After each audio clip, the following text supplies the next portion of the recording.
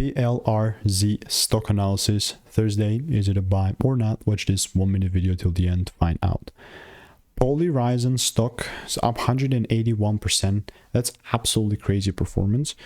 Obviously, I need to have a 1,000-foot view in order to see where the heck we are right now. Yeah, this is some crazy performance. It's not that we even had that much data before. Also looks like an environment that I'm not particularly keen to trade, but obviously I'm gonna keep an eye.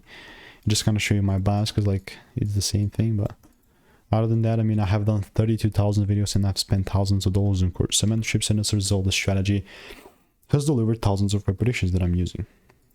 I have documented everything. Nobody has documented more than 33,000 videos than me. But with PLRZ, I want to see this, and if the price shows me like that 5-minute or a 1-minute double break in a clean way, bro, there's nothing stopping me from longing this market. So I'm purely just waiting. Exciting times. But if you want to learn to make more money trading in a simple and lean way, click the first link in the description. It's a free newsletter.